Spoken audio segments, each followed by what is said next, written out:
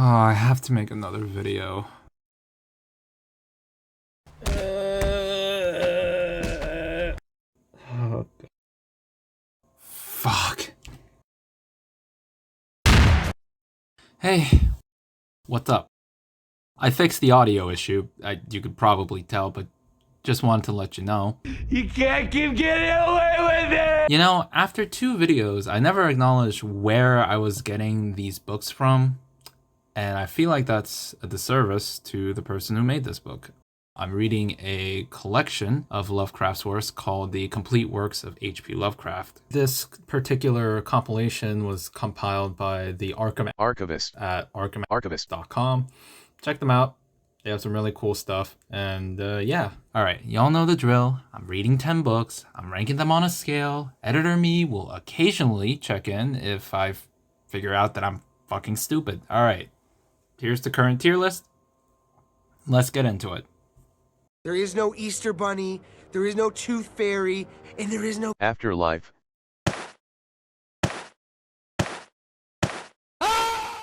Unknown narrator likens the last few days of his life as equivalent to Chinese water torture. So, like Coronus and Cellophase, he decides to try and dream the last of his days away.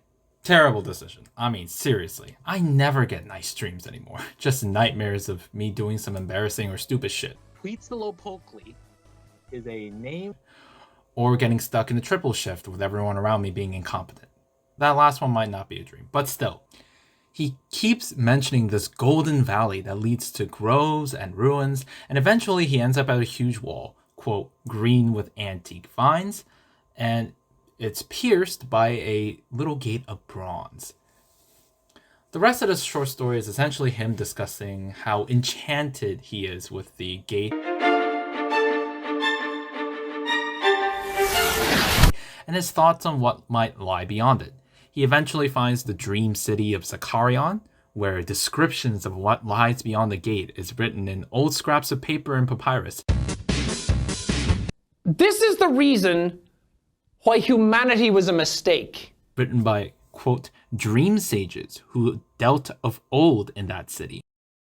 All of which were, quote, too wise to ever be born in the waking world. Alright then. Essentially, that's the whole story. He eventually builds up enough courage to figure out what's beyond the gate, which, spoiler alert, is hinted at very heavily by the title of our little tale here. Let's get started with analyzing this. I'm itching to get through this one. Like before in Cellophase, our dream world was somewhere between the afterlife and the living world, especially in this specific story. The walls restricting what's beyond and the small gate waiting for someone to pass by. I mean, I don't know about you, but that seems like the threshold between life and death being gatekept by the being beyond it. Speaking of what's beyond it, there's a couple of views on what's beyond the gate. One is of paradise and wonders, others of horrors and disappointment. So, heaven and hell. Let's dissect that even further, and we could even say that the dream sages that were in the dream city of Zakarion, who were too wise to be born in the waking world, are what the conscious minds believe exists in the afterlife, whether it be visions of paradise and a land of milk and honey, or whether it be vaguely homosexual. Actually, talking about the ending here, spoiler alert, the ending is reflective of Lovecraft's views on what he believes the afterlife to be, just a vast expanse of nothingness. And from that discovery, our own narrator, or if we want to look into it, Lovecraft's self-insert, blissfully dissolves into nothingness, as that's what he really wanted at the end of his life. Honestly, it's more fun to analyze than read. It's a bit short and a bit too similar to previous works that weren't that interesting to begin with, so average C. Take him to Detroit. No! No! No! Let me go! Come on over here. Come on over here. No, you flip me off. Come on, coward. No. Come on. You're not an intellectual. You're a fake and a fraud. Our narrator arrives to the Nameless City in the middle of an Arabic desert. We're not told where or when. All we know is that this nameless city has existed long before humans were around, but whatever terrible things happened at said city was bad enough that the native people around the area wanted nothing to do with them. Eventually, he and his camel made it to our Nameless City, buried in sand. He didn't enter it as soon as he found it. No. He waited for dawn like a smart person. Never go into a cursed city at night. That's how they'll get you. Several tiny sandstorms hit this collection of buildings at the shadow of a valley, surrounded by a low wall and already half buried in sand, like I mentioned earlier. There were no carvings or inscriptions anywhere on the outside of any buildings, though that's speculated by the narrator to be the result of erosion. The thing that unnerves our narrator the most is how these buildings were sized and proportions, specifically because their interiors were very low to the ground. The ceiling was literally at fucking chest height. I don't think it's supposed to do that. After the first night, our narrator comes upon a low cliff in which the entrance to a small temple was preserved. And oh boy, let me tell you, the inside of this temple is peeving our narrator to the max because the altars and other religious figurines were created at what he would believe to be around chest height. So definitely not human-sized. That's not a good sign. And of course, when you feel a breeze at the back of the temple leading to a pitch black doorway with the staircase that leads to something, definitely want to step in that. Don't look back. Don't hesitate. Alright, read the rest for yourself. I'm not going to spoil the inside of the temple too much. At least wait until you read it before I start listing references in the lovely analysis section. Buckle up. This one's lengthy, purely due to the fact that there are a billion references here, and I am determined to explain most of them. Firstly, to put into perspective how much Lovecraft wants you to know that you're reading about a city from a time before time, we have before Egypt, specifically too old for Moreau and Egypt to remember, before Babylon, before Chaldea, and around the time of Sarnath and Ib. When our narrator is plunged into darkness, he starts thinking about random quotes about demons from his vast literature knowledge, like sentences from Al-Hazred the Mad Arab, the writer of the Necronomicon, paragraphs from the apocryphal nightmares of Damascus. Long story short, he saw that he wrote something about demons in an article of Encyclopedia Britannica, and also it could be the reference to the trip that his mentor took in Egypt in the biographical work Life of the Philosopher Isidore.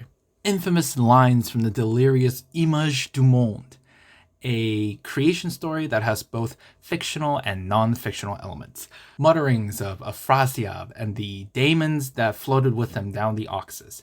Essentially, this might be more of a reference to Poe than the actual character of Afrasiab, since his work The Premature Burial ends in a similar reference at the very end of that short story. The unreverberate blackness of the abyss. This is a quote from A Probable Adventures of Three Literary Men by Lord Dunsany. This line was when one of the guys jumps off the edge of the world and falls continuously for a very, very long time. And an excerpt from Thomas More's poem, Alciphron, a poem. I don't know what the significance of this is because I've already exhausted all of my brain cells getting into every other reference. Not to mention Memnon, the Ethiopian king, referring to the Roman province of Ethiopia rather than modern-day Ethiopia, which used to contain the Nile River, saying hi to his mom as the sun breaks over the horizon each time. Rome is also indirectly mentioned with the she-wolf that raised Romulus and Remus, and with the mentioning of Jove, another name for Jupiter, and how he birthed Athena. I'm so fucking tired. Alright. With that out of the way, to be completely honest, I'm kind of torn as to what this story is trying to be. In all honesty, it could be another lovely tale about a journey to the underworld, with results that are terrifying and incomprehensible to the human mind. It could be another story about letting our terrifying past stay buried, and to not dig up something that the world really didn't need to see. But let's be fair. There's always that thought in the back of your mind to go deeper, explore further, find something you weren't meant to find. Because it's fun to break the rules. That's what humanity did in the past. And look where it got them. It's terrifying, right? That call of the void that you always hear but you try your best to ignore. It's always there, waiting to be discovered. You want to know it too, right? That forbidden knowledge. The sight of God in heaven. The view from the top of the Tower of Babel. It's not gone forever. It's biding its time. Waiting for the fool to wander too close of his own volition. Come closer. The abyss is calling.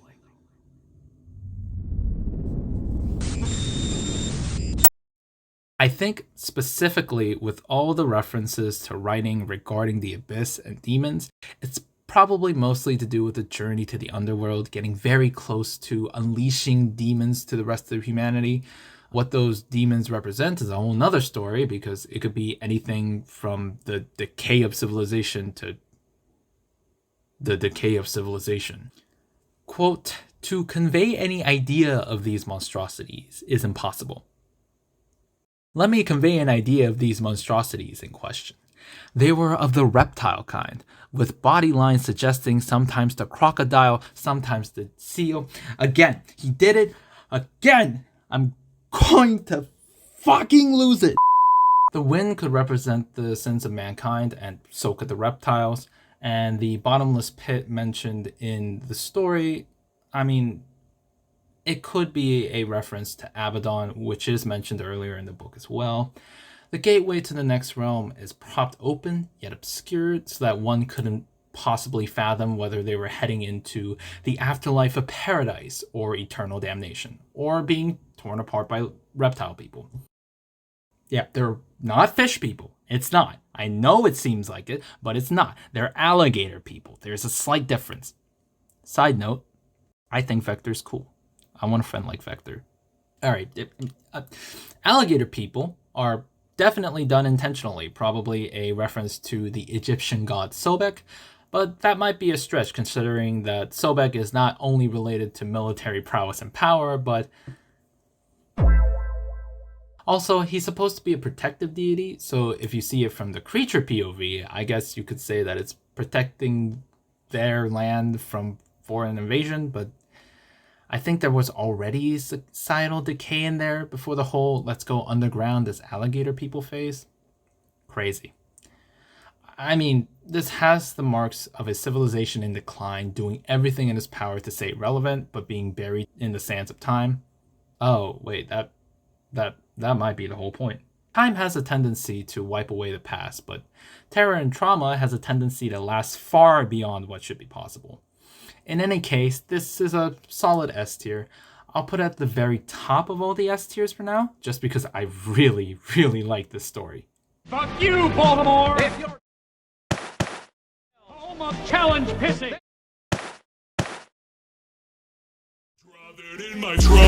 Our story begins in Teloth with a young blonde wearing tattered robes. His head, quote, vine-crowned, which I'm assuming means he has some sort of laurel or grapevines on his head or something. I swear to fucking God, if this is another Dionysus story, I'm going to fucking... So you've embarked on this journey. Now you must commit. You mustn't abandon it as you've done with much before. Else, I will see to it that your mind corrodes beyond repair. Anyway. He's got a great singing voice, but no one in Teloth really cares besides one old guy and a blind guy who saw Nimbus over the singer's head. That means halo, by the way, not like a Nimbus cloud. He sings about his dream of returning to the land of Era, where his father was a king and he was exiled as a very young child. Describing Era in as flowery a vocabulary as he can muster, he finally tells us his name. Iranon. After the first night, the Archon, that just means ruler, visits our boy Iranon. The Archon decrees that his words are blasphemous and that everyone in Teloth must toil and work, for one must imagine Sisyphus happy, and the rest and relaxation will come in the afterlife. At least that's their belief system. Iranon is ordered to go to the cobbler and get an apprenticeship or leave, which he decides to do the latter of. Eventually, he stumbles upon a younger boy named Romnod. He also wants to leave Teloth, mostly because he doesn't want to work for the rest of his life, but Iranon warns him that the journey ahead will be treacherous, and that life is not going to be easy on this journey to Era, but at the very least, Unai should be a very good start. Let's leave the rest for analysis. I think it'll be a lot better, and you can skip spoilers much more easily if you don't want to know what happens next. Speaking of, if you want to skip spoilers, go to this timestamp. The place that Iranon and Romnod end up in first after years and years of traveling in said direction is the land of Unai. They arrive at night, and the town is filled with singers, dancers, and those that love Iranon's songs, longing for the land of Ira. However, Iranon notes that he doesn't feel that the city has the same vibrancy as Era does, which is further cemented when the day comes around and the city is filled with wine-drunk peoples and those who are always seeking new entertainment. Lovecraft's portraying the city as the city of vices, hedonism, and essentially the biblical sin of gluttony and sloth. Iranon's joy at finding this great place quickly diminishes and he seeks to move on.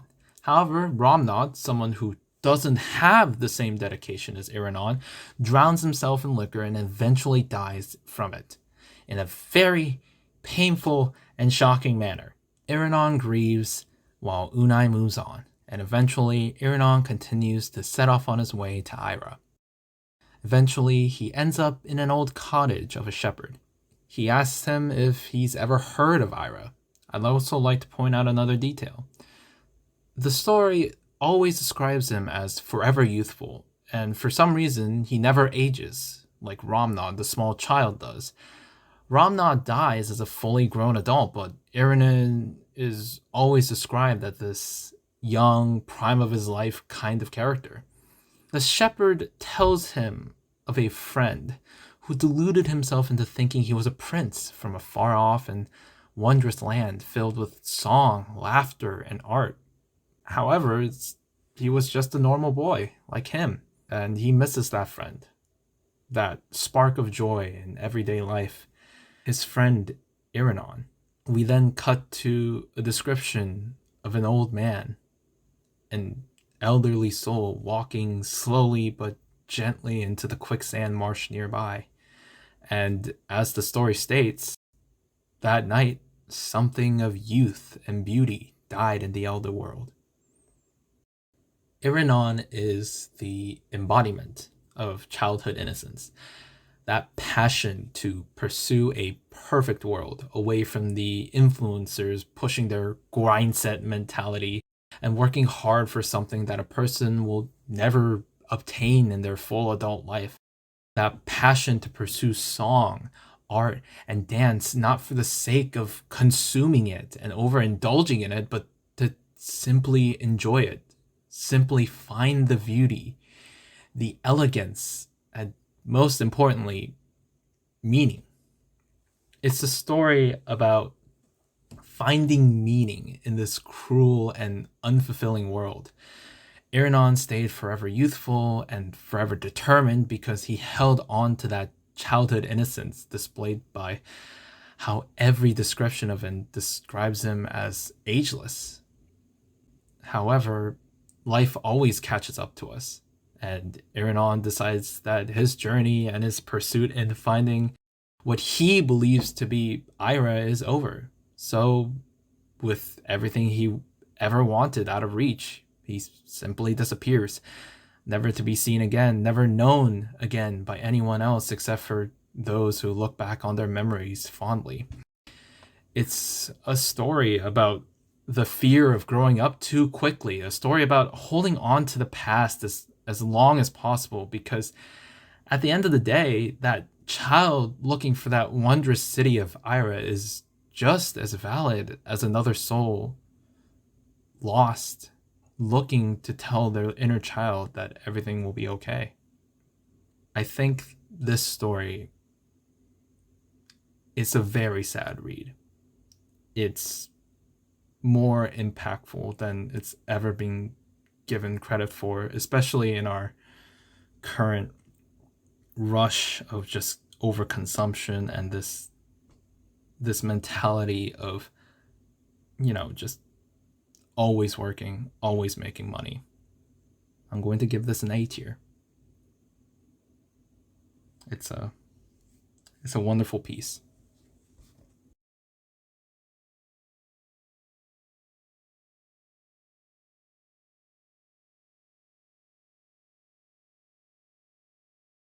Oh, you want to fight?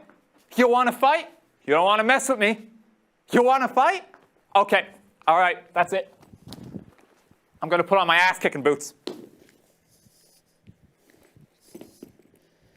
Oh, you are going to regret this day. Don't move. Don't move. I am going to wipe the floor with you. Dennis Barry was a guy. The story goes that Dennis Barry got a bunch of money in America, and he and our narrator got buddy-buddy with each other. Not in the gay way, I think.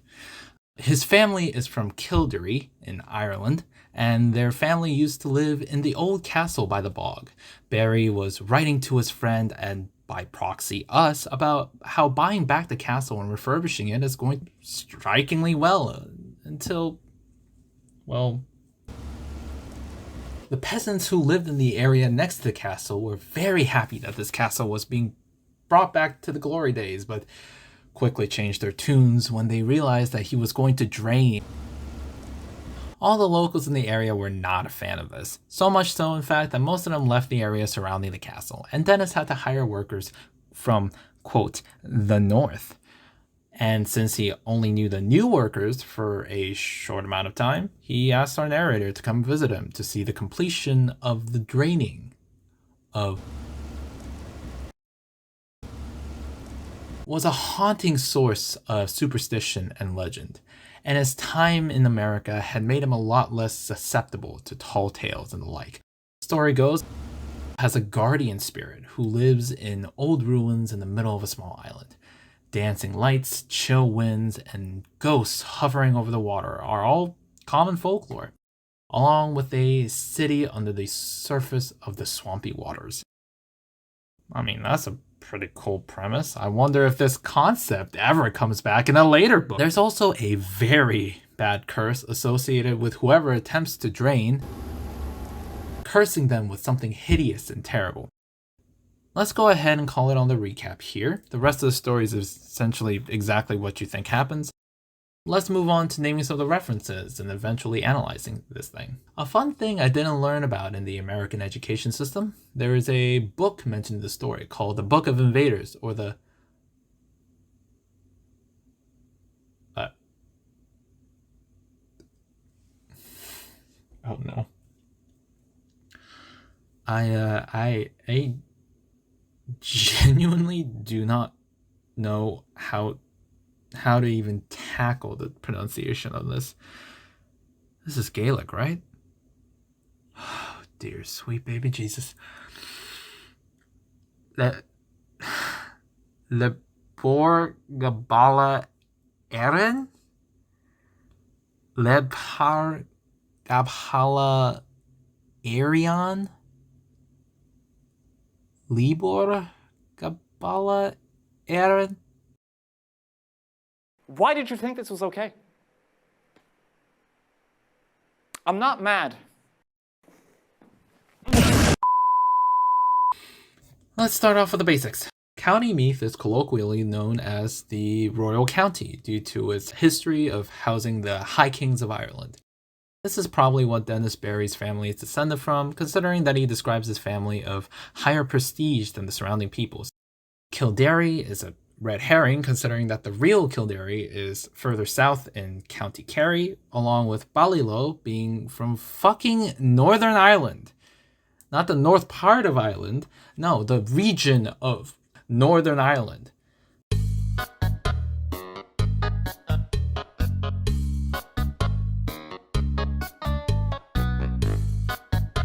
Lovecraft's lovely geography knowledge aside, County Meath does have its fair share of bogs, with many being listed as natural heritage sites or special areas of conservation. In other words, these are protected sacred sites. The castle is also setting appropriate, as many of these estates and manor houses still stand to this day. All this being said, the setting of County Meath is supposed to represent great importance in Irish history, as that's supposedly told in the Book of Invasions that I failed to pronounce before. Speaking of mythologies, let's continue on to the visuals and sounds that are described in our story. Wraiths and banshees are common to Irish folklore, and according to this Wikipedia article, Irish folklore is closely tied with the pipe and fiddle, the traditional Irish music and folk dance. For the rocky road to Dublin, 1, 2, 3, 4, 5. Plant the hair and turn it down the rocky road, and all the ways to Dublin, whack for lally-da. The jerking movements of our poor northern workers and the shrieking flute could be representing this specifically. And the shrieking can also double as the shrill screams of a banshee, which is usually supposed to signal either your demise or the demise of something close to you. In this case, our poor eviscerated Dennis. I cannot fucking believe this shit. He snuck Greek mythology into my Irish folk horror. The mention of the Temple of Artemis and the unending number of references to the fucking moonlight is something that we can't really take for granted here. She's often associated with the actual personification of the moon, Selene, and her association with nature along with the literal shrieking pipes could be a nod to Pan, especially with the next quote. Yet still came that monotonous piping from afar, wild, weird airs that made me think of some dance of fauns on distant Manalus. Yeah, real subtle, Lovecraft. I want to learn more about fairies and fae folk and banshees and shit. No. It always has to be Greek. There can never, ever be anything remotely related to something fun like fucking Irish folklore. Anyway, disturbed ancient grounds, aggressive retaliation by spirits and supernatural beings that live on said ancient grounds. Sounds like a big case of please leave the goddamn trees alone. Quite ironically, I think the worst part about all of this is that there's very little here that's reference to either Irish, Celtic, Gaelic, whatever, anything in the region besides the really obvious ones like banshees and wraiths.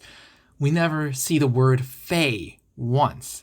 Even the Book of Invasions is written off as, oh, technically there are those that descended from Greeks buried in this lovely island, so technically these people are Greek. Like, fuck off. We never get to experience anything related to the Tuatha De Danann, or have any fun names thrown around like the Morrigan, Lugh, Nuada, Agnes, Brigid, Manana, Diontecht. All of these are literally from the first paragraph under the Irish mythology section of Wikipedia under figures. None of this ever showed up. The Greek references, it's so forced, it's unnatural, it's just plain annoying. He took a really interesting culture and setting and made it so boring.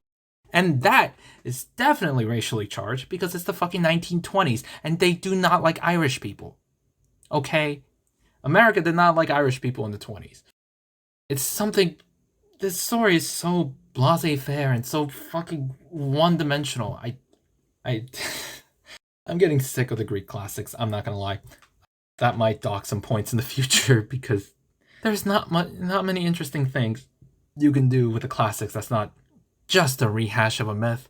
Is C tier, and I'm being genuinely generous by saying that. It is legitimately depressing that the fucking Nameless City, with its vague somewhere in the middle of a desert setting, has more varied, unique, and interesting name drops than the one set in fucking Ireland.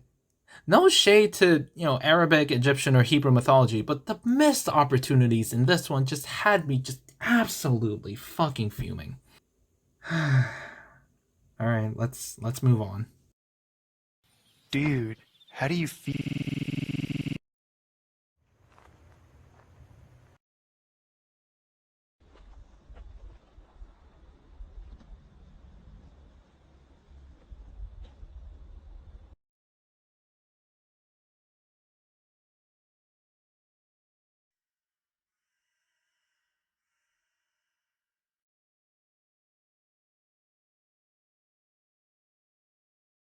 This one had quite the twist, and honestly, fucking banger. Our protagonist doesn't know when they were born, except that they were essentially in this old weird castle for as long as they can remember. The dark corridors everywhere, cobwebs, whetstones, terrible, terrible smelling, similar to a corpse pile. There was never any light besides a candle that he lit occasionally. There was never any sun because the outside world is surrounded by trees. There's one single tower stretching way to the sky above the trees, and it's partially ruined and technically unscalable besides just trying to rock climb it stone by stone. Our narrator doesn't remember being cared for during their upbringing, besides the fact that he's always surrounded by bones, corpses, and skeletons. They find this oddly charming, however, and think of them as decoration pieces.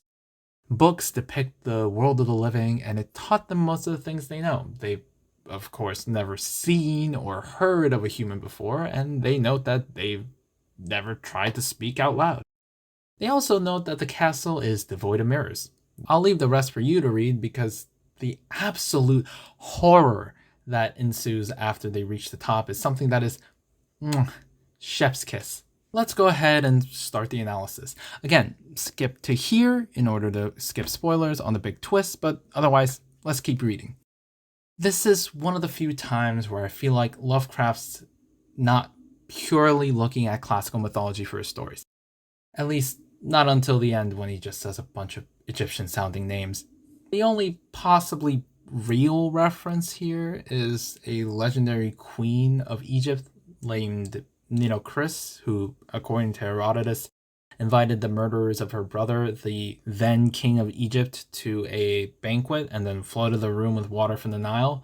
I think it's another fun way to say that they're not allowed to have any fun anymore because of, So our poor narrator is dead.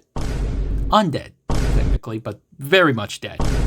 They climb the impossible-looking tower without getting tired. They push open the roof of the tower to reveal a closed-off room, and when they open the door, they're greeted with moonlight and a cemetery.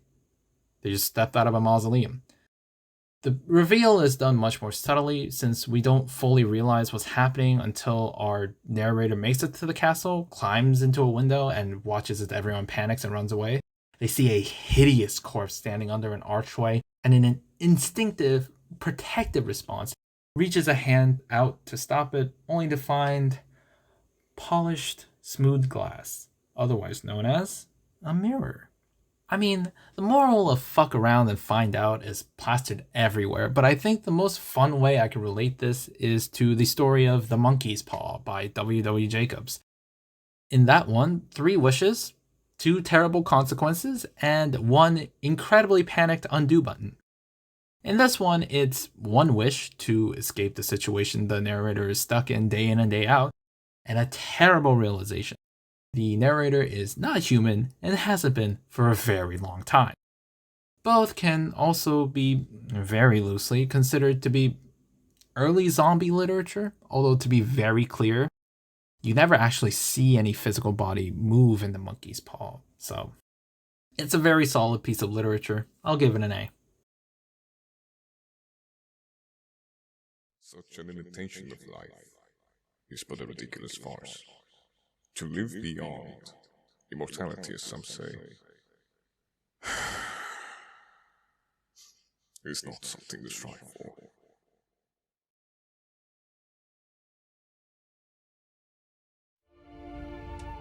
Do you think God stays in heaven because he too lives in fear of what he's created?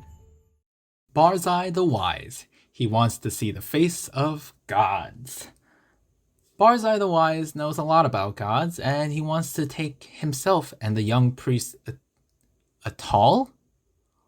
Oh my god, it's a fucking callback reference to the Cats of Ulthar. That's nuts. Anyway, there are a dynamic duo that wants to scale this old mountain called Hatheg Claw in the desert beyond Hatheg. Barzai is aware that the earth gods do not want to interact with humans and very much wants to live on the tops of mountains and be left alone. But as humans scale more and more mountains, they're driving to higher and higher peaks until they just left. Except they come back every so often because they miss Earth. Barzai knows a lot about these gods, and he believes that his knowledge can essentially blackmail them into revealing their forms to him. So he takes himself and Atal to Hatheg Claw, a treacherous climb born of nothing but hubris and defiant arrogance. And of course, they're gonna scale the tower in the middle of the fucking night. Why the hell wouldn't they? Let's leave it to that. I think the lines in the story are more than enough to really hammer home that Barzai is going to eat his words and get his monkey's paw too. Analysis-wise, this is simply very close to a Cthulhian version of the biblical myth of the Tower of Babel. The arrogance of man wants to defy gods, or in this case, the gods, plural, will to see the face of God. This is, of course, swiftly shut down, and in the story of Babel, the people of the area are cursed with the inability to communicate via the language barrier, causing a lot of chaos. In this story, well, we don't know. We just know that Barzai the Wise is no longer here. And I love that fact, actually. The fact that Atal is only hearing the cosmic horror happening while Barzai is getting the full brunt and just describing what he's seeing as well as anyone with third dimensional senses can is just brilliant. I will admit, relayed information by someone seeing the horror is a really good way to communicate your cosmic horror without having to describe it. It leaves so much to the imagination, and the absolute peak of dialogue being written here is exactly what I want in my story. And I have to say, I might be a little biased, but I mean, that's what I like. That's why statement is all the way up in S. And it is very hard to leave this one out of S tier, but I feel like we have a lot more that are more deserving of it. So I'll just give it a very high A tier. It's got the potential to move up. Oh, the misery! Every single person... I even have the lyrics in front of me! The lyrics are in front of me, and I still said it wrong. Rue d'Ozil. That last word is not French. Or if it is, it doesn't stand for anything in French, as far as I know. Listen, I took high school French. It's meaningless anyway. The story itself isn't even about the street. It's about Erich Zann. Our narrator used to live as a broke college student on this wonderful street, Rue d'Ozil. Only he can't find the street anymore. Not after that night, and not after the incident. The street of Rue d'Ozil was essentially a steep cliff off a road, lying across a dark river bordered by brick warehouses and a dark stone bridge. Essentially, every early 2000s emo kid's wet dream. The houses along said road were very old, tall, and leaning every which way you can imagine. Some houses would almost touch each other from across the street to make a little archway. It's a Seussian nightmare. All of the inhabitants here are old, save for our narrator, of course. Our narrator has a room on the 5th floor, and at night he would hear violin music come from the floors above. He's then told about our titular character, Erich Zann, an old German viol player living in the attic of the narrator's apartment building. The narrator eventually makes friends with Erich, who has the blue-eyed stare and a, quote, satyr-like face. He's also balding. F in the chat for my boy. Erich is also mute, but it looks so bad when it's written as dumb, because that's another way of calling someone mute, by the way. That don't fucking do that, okay? It's not the 1920s, all right? Our narrator manages to convince Erich to play some music for him, and he's allowed to visit the attic home, which looks nearly abandoned, save for a bank. A bank? No, fucking... a bed and a sink. How the fuck did that become a bank? Alright. Which looks nearly abandoned, save for a bed, a sink-ish, a small table, a large bookcase, 3 chairs, specifically 3, and a music stand. Zann plays from memory, not using the fucking stand he has in his home for, practicing purposes. Our narrator notes that the music was really nice, but didn't have any of the odd or strange notes he overheard in this room in the 5th floor. So he starts asking Erich to play some of the weirder songs and melodies. Erich immediately looks scared and nervous, so our narrator, what a great person this guy is, huh? Starts trying to whistle the tune.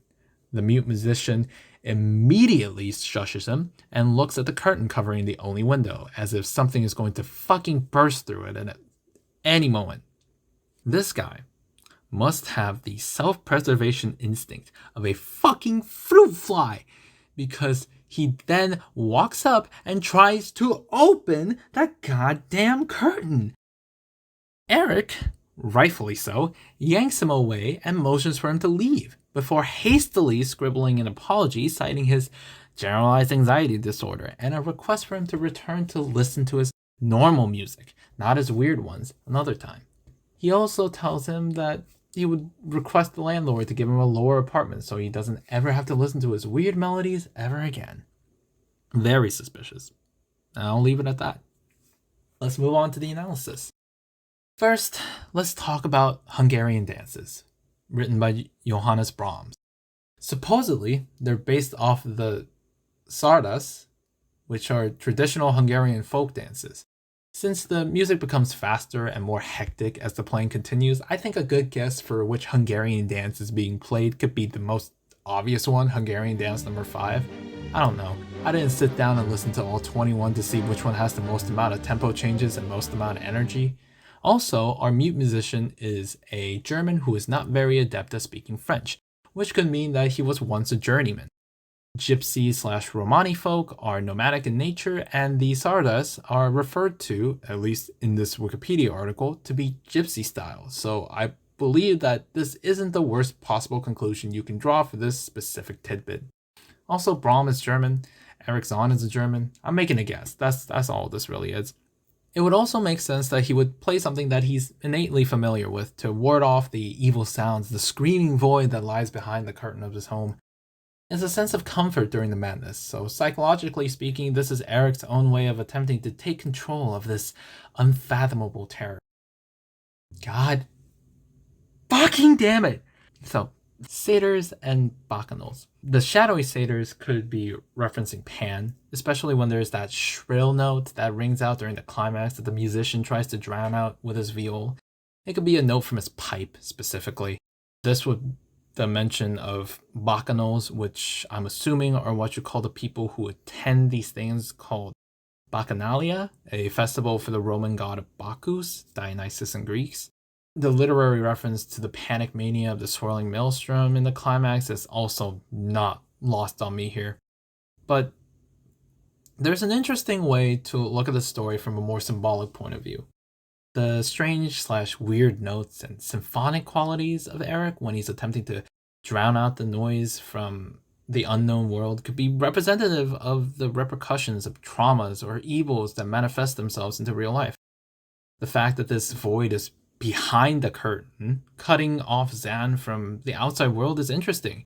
Usually when it comes to fears and anxieties, they're from an inner point of contention, a mental process that prevents someone from doing what they want to do in a certain way of thinking. So why is our point of fear the outside world? The fact that Zann plays something that should be more familiar with both us and himself is not a coincidence. This is the story of how Erich Zann, the mute musician plagued by anxiety and nerves, was overwhelmed by his fear of the outside world. Suppressing it through other means was not enough, especially when you realize that throughout the story he's shown to be both afraid of talking to our narrator for the first time, and then gradually pushing our narrator away. The signs are all there. He attempted to confront it one last time, but failed, dooming his soul to look into the abyss that was solely of his creation. And our narrator was almost sucked into it as well. The big bad monster in this scenario is social anxiety. It's probably not. It's probably something way more simple, but that's what I got out of it. Anyway, with all that being said, I rate this highly. I don't think it's good enough for S tier, sadly, but I will give it a very high A, like a lot of the books I've rated so far in this episode. I mean, they've all been great. It's alive! Oh, it's alive! It's alive! It's alive! It's alive!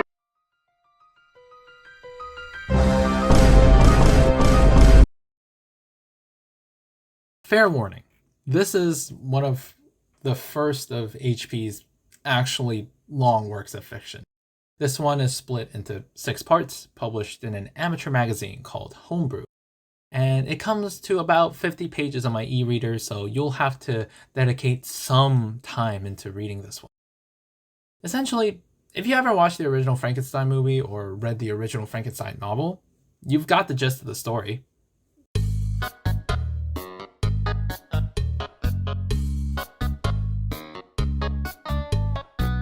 Herbert West is a reanimator of corpses. Essentially, at Miskatonic University Medical School, he believed that most living organisms were dead bodies that could be jump-started like a broken car with the right mix of chemical cocktails and electricity. Unlike Victor Frankenstein, he didn't just sew body parts together. He needed the bodies to be relatively intact and also as fresh as possible because, waiting too long could result in a degradation of brain matter and a not-so-functioning human. Except, sometimes bringing people back has unintended consequences. In the beginning, he believed himself to be working for a cure of death, a way to ward off man's only eventual weakness. However, as the years passed, his passion to do right by humanity has slowly trailed off into something more manic. A push to see what he could conjure up with the knowledge he's accrued over years and years of research. And our narrator and partner in crime was privy to all of its horrors. I've already yapped too much about every single story so far, so let me move on. So the fun thing about HWR is that because it follows so closely in the narrative for Mary Shelley's Frankenstein, with much less familial death, there's an argument to be made that this has the same overall message behind it as well. A popular way of looking at Frankenstein is the examination of the relationship of technology with their inventors/creators. We can start just by looking at a subtitle. I mean, the modern Prometheus? Prometheus brings fire, especially the embodiment of knowledge and intelligence, to humanity at a grave extent. Essentially, when scientists like Victor start experimenting without considering the possible consequences their inventions may have to the rest of the world, it'll start affecting them much quicker than they ever thought could be possible. Similar to the invention and the inventor of the Gatling gun, Richard J. Gatling, what was originally supposed to have positive long-term side effects, like less men participating in war and therefore less casualties, led to extremely unintended and catastrophic results. In our story, the potential benefits of bringing someone back to life is completely overshadowed by the limitation of the technology, especially the need for fresh bodies with no abnormalities. So much so, in fact, that Herbert murders and preserves a man at the exact point of death to try and test his resurrection serum. What's the point of this technology anymore? Is it about pride? Is it about continuing down this path because it's the only thing you're capable of? Or is it just a matter of pushing the boundaries of science, no matter how terrifying the results may be? Push the boundaries of knowledge before it pushes back with more force and vigor than anyone was prepared to deal with. I mean, who knows? It's just a theory. A film theory. Thanks for watching. In terms of entertainment value, it drags on at times, but I don't particularly mind its pacing. I also adore the ending, so I'll give it a nice and tidy 8 tier. Not as high up as the rest, but you know, it's alright. It's still respectable.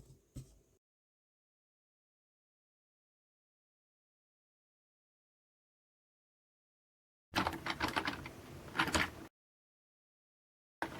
damn it.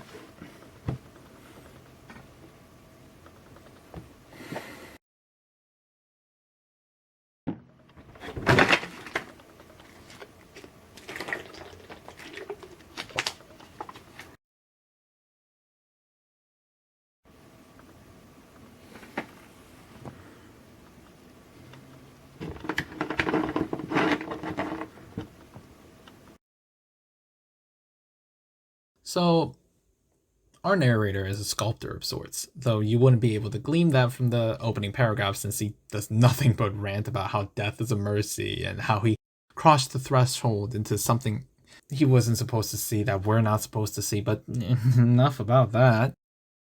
So he saw a crowd gather around the guy who he was absolutely fucking hardcore crushing on, gushing about how he looks like a fucking Greek god and how he loves his luminous black eye. Oh my fucking god, is this what I think this is? This is now his only, quote, friend. They talk at night, and he likes chiseling miniatures of his friend's many different expressions. Our homosexual duo explore the worlds beyond regular dreams, whatever that means.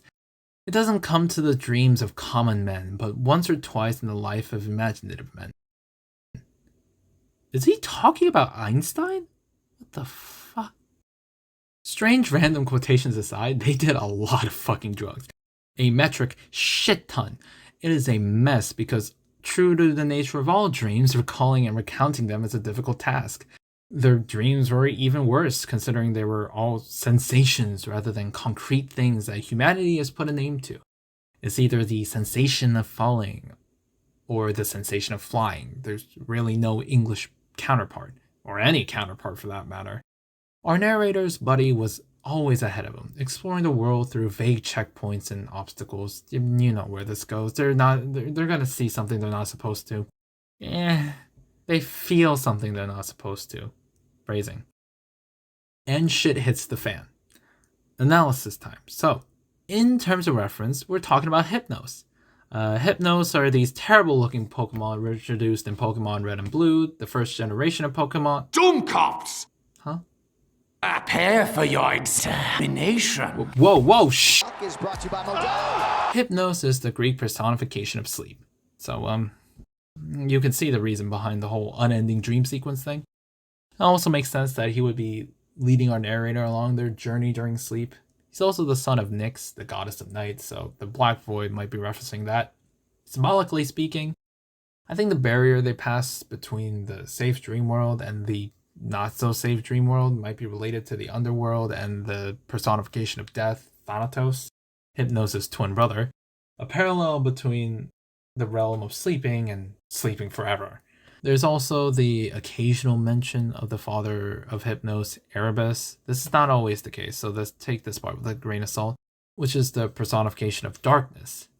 Considering that their dreams were always shrouded in darkness, maybe this has some significant meaning as well. Well, at least I thought I did, and then I realized that the Corona Borealis, the thing that Hypnos and our narrators starts becoming more and more terrified of, is a crown that's gifted to Ariadne by Dionysus, so, the madness is probably mostly related to him. Dear fucking god, I cannot deal with this wine-drunk bastard anymore. I think Hypnos was alright.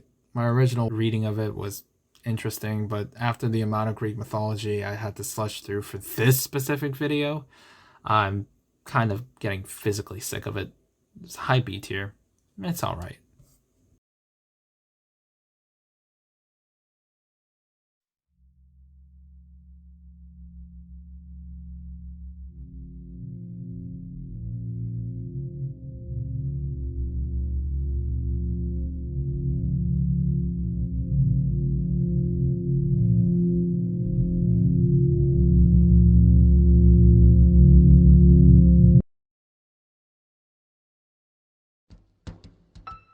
Fly me to the moon so I can kick its fucking ass. Let me show you what I learned in my moon jujitsu class. No, fuck, shit. Oh, damn. Moon got hands. So, our narrator follows a stream and ends at a river mouth where we see a dark, endless sea. Big scary thing is under the sea. Yippee. This story is 4 pages long. Let's just get to analyzing them. The blossoms are dead and floating on the water, whispering to our narrator to turn back. Maybe it's a reference to Greek nymphs or some other nature spirit subtly telling our narrator to do a 180. Who fucking knows? I'm dying from the classics and would like to move on.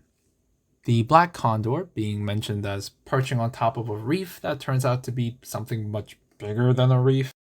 Condors are vultures, scavengers that feed off the dead and dying. Of course it would fly above a dead and sleeping city, but in terms of what it represents, it might also be a harbinger of death. A warning sign to our narrator to retreat and not get fucking murked by whatever is lurking out there. This dying world is filled with scavengers, and to escape the horror that is a sleeping giant that is attempting to escape the vast ocean, our narrator sinks into darkness. This darkness could be an analogy or a metaphor for ignorance, and the horrible icon being a terrible truth that the narrator is not ready to face directly. The waves could be a metaphor for the suppression of traumatic memories or whatever. I don't know. This is all based on a dream by H.P. Lovecraft anyway. Dreams barely ever have meaning in the real world. I am so unbelievably fucking tired. Honestly, I think the ending's alright. It's low B tier. It's just a bit too short for the story to feel any impact for me.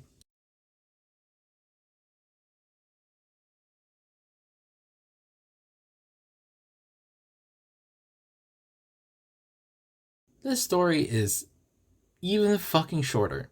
Not even 3 whole pages. It's talking about one of the most important characters of the Cthulhu mythos, of course. However, the story itself is more focused on how Azathoth really became Azathoth, at least from what I could glean of it. He dreams a lot, I think.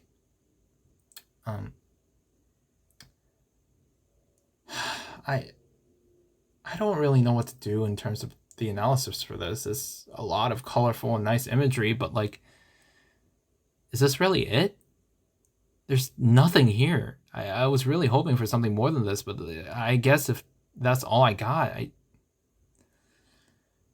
I don't know.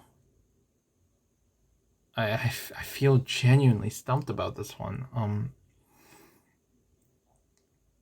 I feel like I think I'm gonna give this a C tier. It's just a real nothing burger with the idea of something interesting for me. I genuinely thought this would be a lot more interesting because, you know, Azathoth is supposed to be the beginning of all the monsters in the Cthulhu mythos. It's just, it's a disappointment.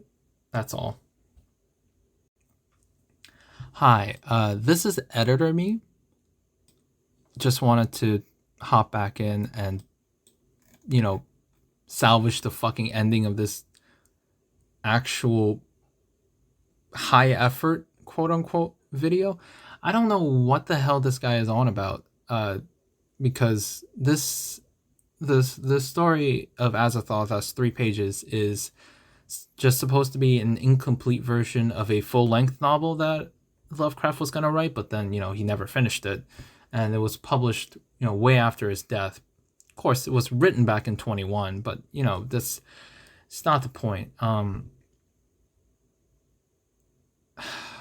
I mean, I'm you know,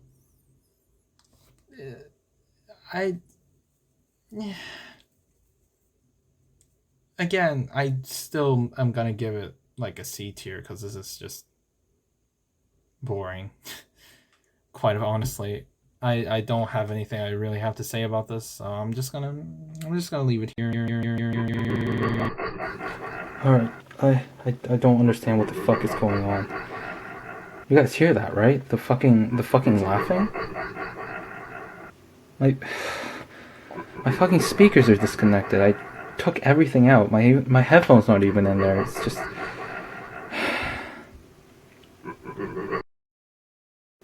You are such a pitiful, pitiful soul. With each story you tell, the weight of your sins multiply tenfold. And for what? What the fuck? Pride. Your own need to tell others of your own inflated and fleeting opinion. Is this fucking audio coming from me?